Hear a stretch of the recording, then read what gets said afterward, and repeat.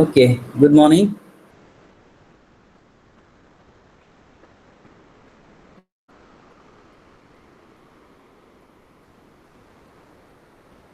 Am I audible?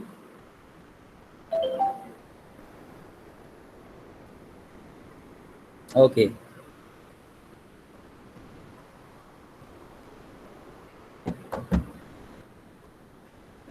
So, to have a recap of the last lecture, what we have discussed is about the TCP header and its various fields. TCP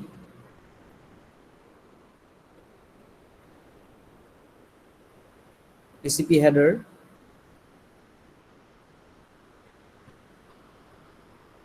and various fields in the TCP header. And we have also discussed the function of each of the fields in the header. Mostly we talked about the sequence number, the acknowledgement number, and other fields like flags.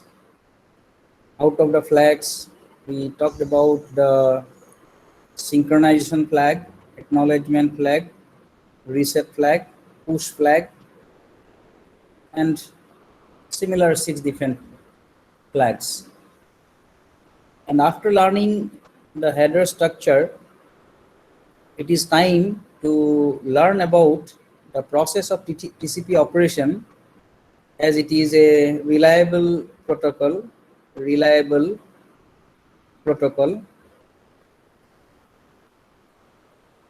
and it ensures the guaranteed delivery.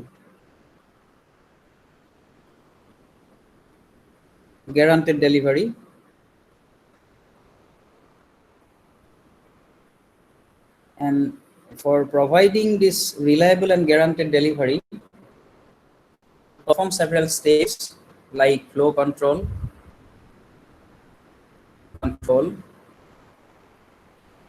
error control, also congestion control.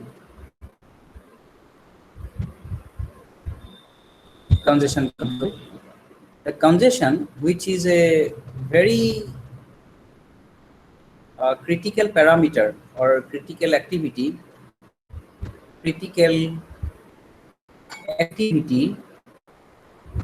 in any communication system. It may be a data communication, it may be a voice communication. In both the communications, we have the concept of congestion, and that cannot be eliminated. In fact, if we consider the communication of real life communication, like say our traffic system, it also suffers from congestion, which we found in the form of traffic jam, right? Traffic jam. So this congestion is unavoidable activity or function which is found, or this is called one phenomena which is found in any type of transport system, and this is obviously, we do not want that. If we want to, for example, if we want to eliminate the congestion in the network or eliminate the congestion in the road system, our traffic system, then what we need to do, if say this is the road and if congestion is occurring here very often, then what we can do, we can extend this road, we can make this road wider so that the congestion do not occur. Similarly, in computer network also, whenever we talk about the congestion, it implies that the traffic coming from different sources are much more higher than that of the capacity of the link. So if we wanted to reduce congestion or eliminate congestion, then what we can do, we can increase the bandwidth of this link. If we increase the bandwidth of the link, then this congestion could be avoided. as we do it in the road and general the transportation system of real time application or real time transportation system. However, today maybe with this width of the road in this many volume of road may not be cause any congestion, but after 1 year the same road may be again lead to, means in this road also the congestion may occur. It may happen that after some days or after some years the this road will not be sufficient to allow all the traffic to go without congestion. So same thing happens here also. Over time, this traffic increases and the capacity of the link cannot be increased indefinitely, because here also there is no scope of making these roads bigger, because already we have so many constraints, houses, shops, or many things are there that cannot be removed. So that is why we should take some different approach in order to minimize the congestion or to avoid the congestion. However, complete avoidance of congestion is not possible. Still, we can try to reduce the congestion in the network or in the general traffic system by implementing certain methods, like say creating some flyovers or designing new routes by bypassing the data which we found in most of the cities. Normally the cities, there is a bypass, always there is a bypass established to redirect the traffic which are not interested to, they do not have any work in the city, they can go through the bypass and they will cross the city. That will minimize the road, minimize the congestion in the middle of the city. So these type of activities if we do, certainly the congestion could be minimized, but however it cannot be totally eliminated. So here that's why the congestion plays a vital role in the quality of services. In network or any other system, any other traffic system, QoS stands for quality of services. It plays a very vital role in the user satisfaction. It is defined as the extent to which the user is satisfied. As far as general traffic system is concerned, general transportation system is concerned, if the road is very congested, then the distance of 1 kilometer sometimes take up to 40 minutes. It happens mostly in the metropolitan cities like Delhi, Mumbai, wherever you go. To travel 1 kilometer distance, sometimes you need at least 40 minutes to 1 hour. In that case, certainly the user of the roads are not satisfied with the services provided by transport system. Same thing happens in computer network as well. Suppose that here is the source and here is the destination. Somewhere here it is the destination. This is intermediate road, and because of the congestion in the network, the end-to-end delay, that means the packet which is sent it from the source to the destination, the time taken to reach the destination, which is called end-to-end delay, is very high. The end-to-end delay is very high because of the congestion, and because of congestion the packet cannot traverse on time, and it takes more time to reach the destination. In case of some application, such as say we are listening to music, which is considered as a multimedia data. In case of multimedia data, the end-to-end delay should be within certain limit, beyond which if data is arrived in the destination, that data is no useful for the destination. That's why in a computer system, computer communication or data communication system, the congestion need to be taken care of in such a way that we have an acceptable QoS. We can give acceptable QoS to the end user.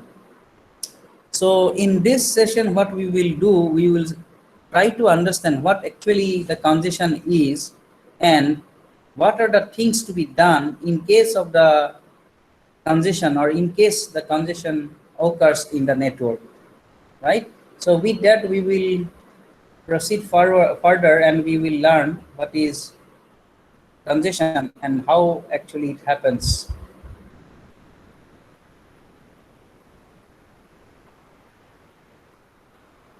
Hope you are listening, right?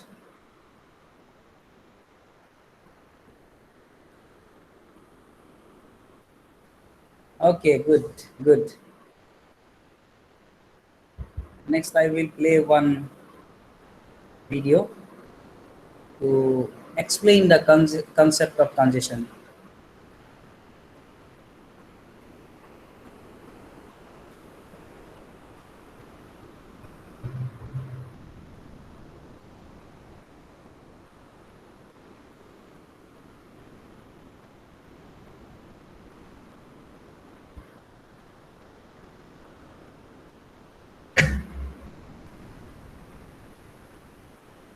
Congestion is an unwanted yet unavoidable phenomenon in data communication that occurs due to excessive data generation by nodes in the network. It is unwanted yet unavoidable. It means that unwanted because the congestion, it affects the network performance negatively. Unavoidable, it cannot be eliminated. But still, the network design always tries to minimize the congestion in the network. In this video, we wanted to explore what is actually congestion and how it occurs. What is congestion, how congestion occurs, and what are the steps to avoid congestion. Since we have already stated that it cannot be totally eliminated, but we can minimize or we can control the congestion, taking some special steps in the different phases of data transmission. This video highlights, or this video focus to understand the basic terms of congestion and accordingly what or how the network should react in case of congestion or occurrence of congestion. To understand the concept of congestion, let us have a look at the network topology.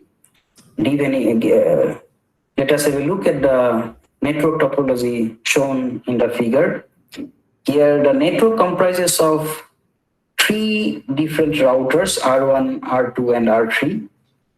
Then the routers are connected through. To understand the concept of congestion, we have taken an example network where there are three routers, R1, R2, and R3. R1 and R2 is connected with a link capacity of 1000 bits per second. R2 and R3 is connected with 1500 bits per second capacity link. And there are four different source of data, H1, H2, HT, and H4. All of them are connected with 1000 bits per second link. And apart from that, the R3 is connected to the destination. There is single destination. We are assuming that there is only single destination to whom all the sources are transmitting data. The connection between R3 and the destination host is 1200 bits per second.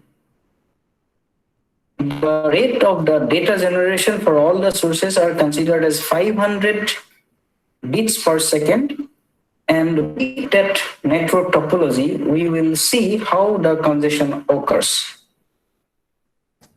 Suppose that host 1 has generated one packet, host 2 also has generated another packet, and these two packets will flow to this router. And also we are considering that size of each packet is 500 bits.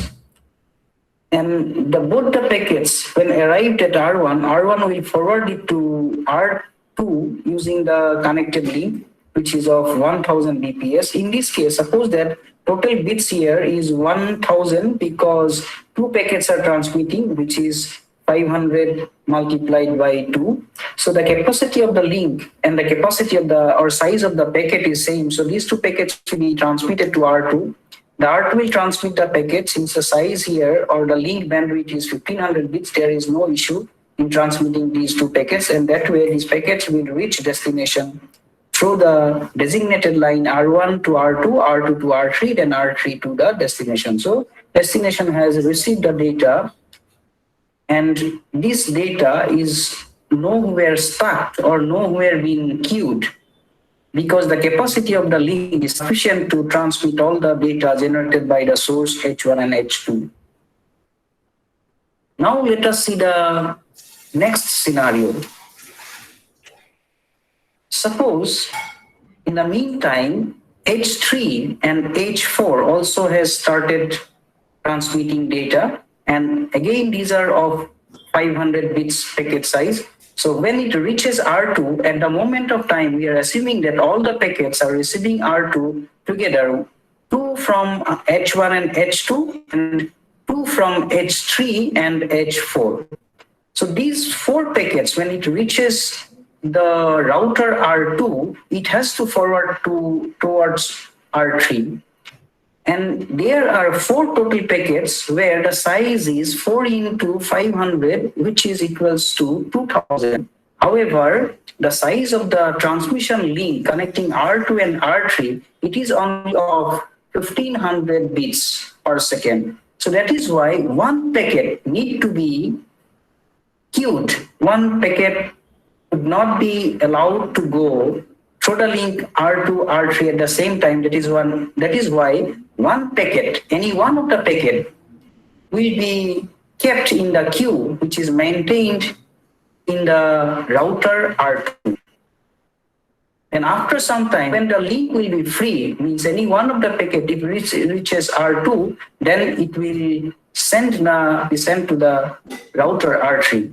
Again, it happens in R3 when it receives, say, 3 packets, 1, 2, and 3, but capacity is only 1200. So one packet cannot be forwarded because of lack of the bandwidth. Now this concept, this process, generation of packets by all the sources increases. If it increases, then it will lead to a different scenario.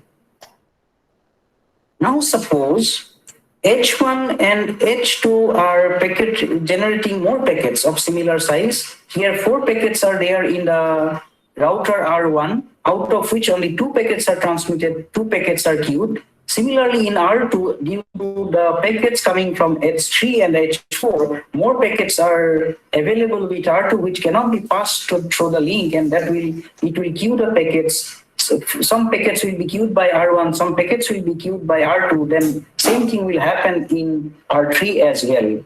Packets are stored in the queue. This queue will take some memory, and that memory will be used as a buffer of the queue where the packets will be stored for future transmission. Over time, when these sources of data generates more data, then the size of the queue will be increased. But however, for each of the queue maintained in different routers, R1, R2, R3, and the size of the queue is limited. This is called limited sized queue. The size of the queue is limited. It means that when number of packets exceeds the size of the queue, then packets will not be allowed, or the router will not be capable of storing any more packets here. Then what happens? Let us see what happens when this process continues and the source of data generates packet indefinitely. If such scenario occurs, then the queue will start dropping packets from the queue. If such condition happens, if such condition occurs, then the routers will start dropping packet from the queue. Here, the queue is, at this point, the queue is full, queue is full, that's why the packets are start dropping. And this packet dropping is called the loss of packets due to no space in the queue or queue full. If packet drops in the network or the destination, he might be waiting for certain packet and that packet is not arriving so far, and that's why it has to wait and it will lead to delay in processing. If delay of processing occurs, then experience degraded quality of services. So definitely the degraded quality of service is not the expectation or not the requirement or acceptable to the end users. That is why the network need to take care of such situation in an efficient way. In order to improve the QoS to the end user, it is the responsibility of the underlying network architecture to handle such unwanted situations. Mainly, this kind of situation or this congestion is taken care of in two different layers in the network architecture. One, it is in network layer, and another, it takes in the transport layer. And the protocols in the transport layer like UDP, they do not take care of such congestions. However, the TCP, which is considered as a reliable protocol and guaranteed service protocol, it takes care of congestion in a better way. Let us see how to control the congestion. Here, router R3 has noticed that the packets are being dropped from its queue. So as a consequence, the R3 will come to know, or he will realize that there is a congestion in the network. That's why the packets cannot be passed through this link from R3 to R2 or any other link associated to it. That's why in order to stop the packet dropping, he can do one thing. He can inform the immediate router R2 to not to send data immediately to R3. And it may also request R2 to send data only when the packets are being transferred from R3 queue to the next hop. Similarly, if this R2 obeys the instruction given by R3, then he will stop sending or forwarding packet to R3 and he will start queuing the packets in its own queue. The same thing will happen here, R2. Once the queue is full, the packets will be dropped. Again, this R2 will inform R1 to stop the packet transmission, and he again, R1 will start queuing packets in his queue. And then R1 can send the same information to H1 and H2 because there are packet loss here in R1 and they are requested to stop, not to send data till further clearance of the queue in R1. The same thing will propagate in the reverse direction and we can control the congestion.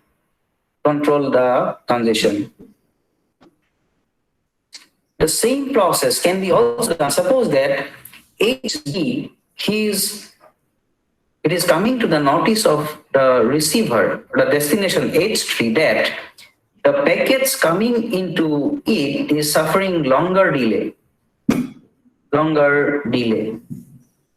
So it can realize that this H3 is suffering from delay maybe due to congestion.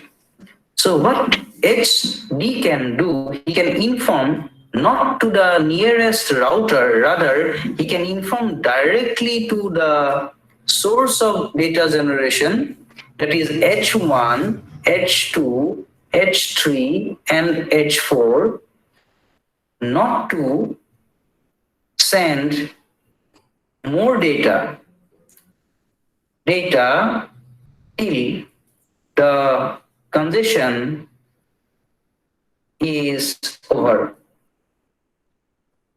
So this will in turn inform the source of data and they will stop transmitting data. In both the cases, in the first case, all routers inform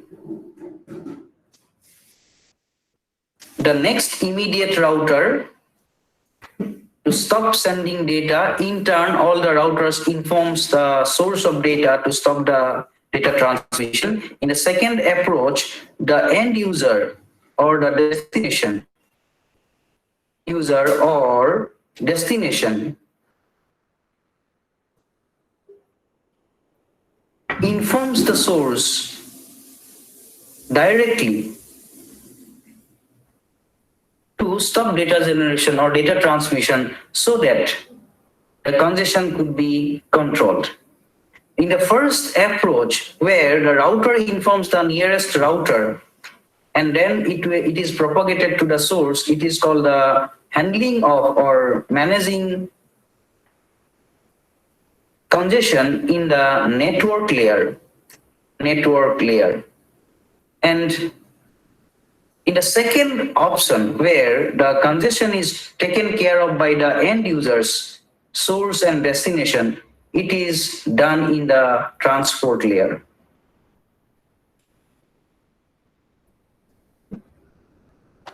So in short, this congestion is taken care of in two different layers. One is in network layer, another is in transport layer.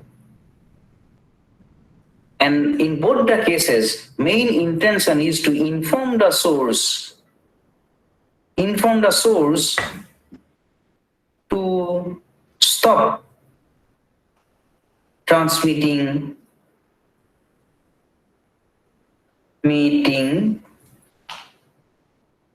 data temporarily or reduce the transmission rate, reduce the data transmission rate.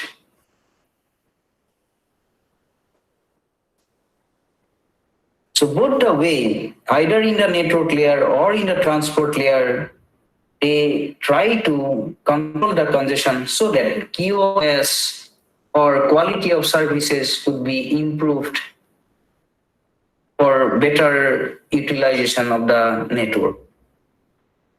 This is all about congestion, and different protocols are used in the network to control such congestions. The method which is used in network layer, one of the method which is used in the network layer, which is called choke packets,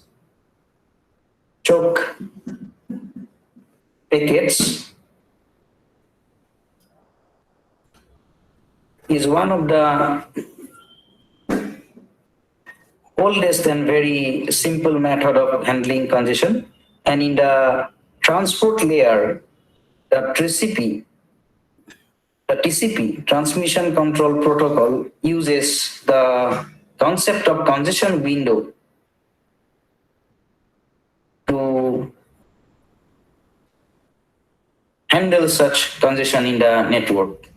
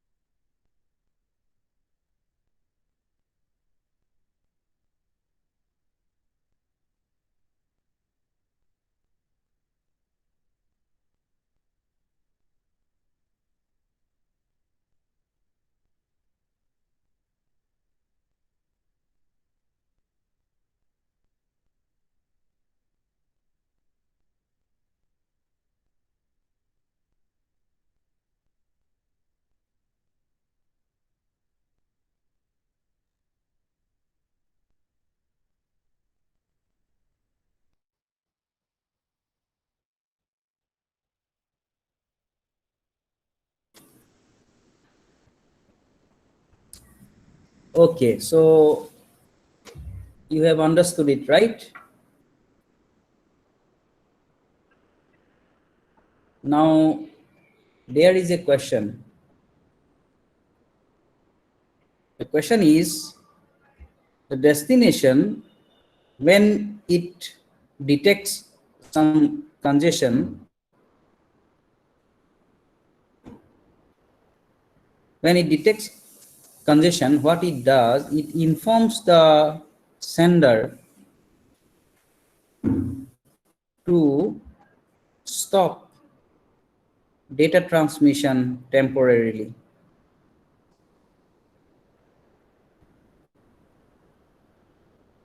Temporarily. And how the destination detects the congestion? It detects the congestion if it finds that the delay suffered by packets are more. The more delay in receiving any packet implies that there is a possibility of congestion in the network. That's why he wanted to inform all the sources of data to stop transmitting. But the question is how HD will inform the sources to stop transmitting. Stop transmitting. Can anybody answer this? And also keep it in mind that whatever we are discussing is all about the provisioning in transport layer, and transport layer in general, particularly it is in TCP, right? And TCP is the protocol who takes care of the congestion. UDP, it do not take any care about the congestion. Since we are talking about TCP, so that's why the TCP protocol must have to use some of the fields in the header in order to inform the source to stop transmission. But if we see the structure of the header, say this is the structure of the header, then somewhere after the flag bits, we have one field known as window field. Do you remember that field? Window field. It's a 16-bit field, and the number here, suppose that we are storing here 10, and this packet is communicated to the source or the sender from the receiver. That is the scenario, or that is the norms of transmitting this packet. If we have 10 here, it implies that the receiver is informing the source that I can accept only 10 bytes at a time, 10 bytes at a time, right? Now, let us say in this window field, when it is communicating the segment or the packet to the source by the destination or the receiver, then this window size or window field is set to 0. Can you tell me what does this mean?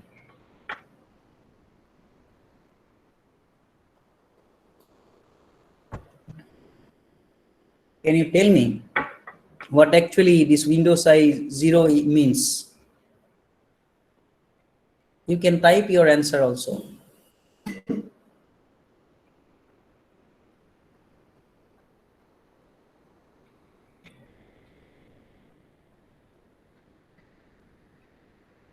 The question is, what happens if window field is window is equals to 0 in TCP header?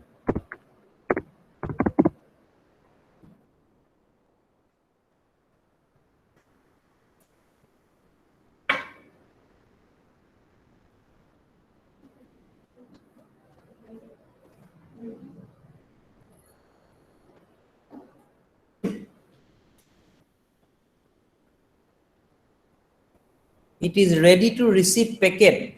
No, no. 0 means it is. What do you mean by Pranav? Yeah, it's ready to receive packets. It's fine, but window size is 0 or window is 0. Window is 0 means I can accept only 0 bytes. What does this mean? What the sender will do? The data in the window indicates how many packets the receiver can receive.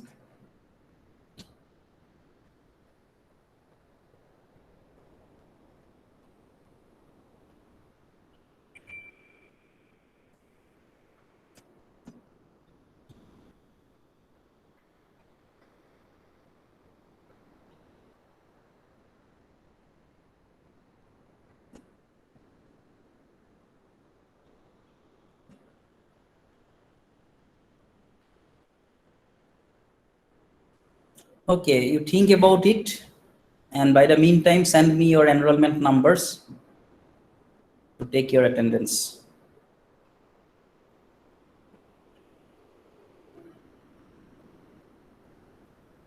Now we will do it very quickly. Nobody answers my questions, but enrollment number they send in no time.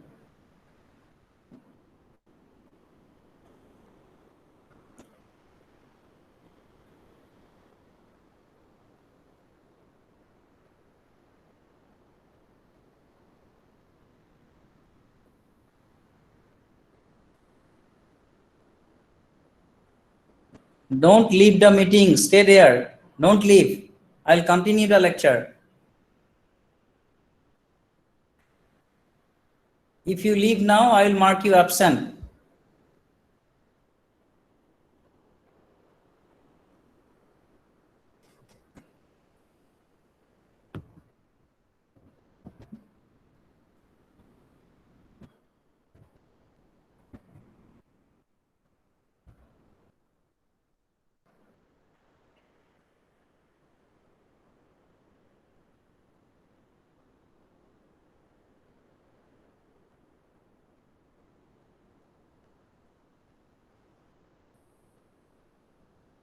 Now answer the question.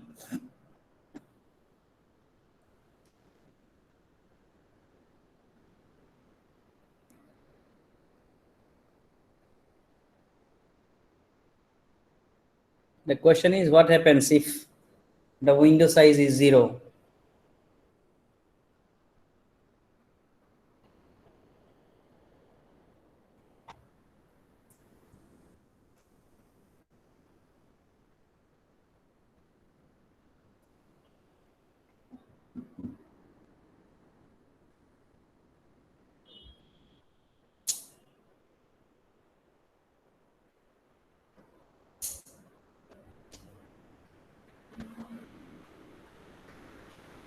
Sender will, yes, exactly. Pranab, exactly. Sender will not send packet.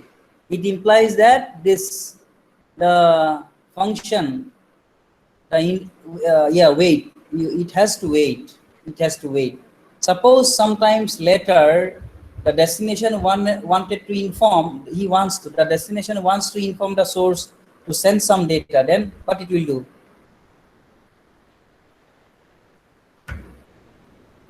So this window size field is used for controlling the congestion by requesting the sender not to send packets for certain period of time.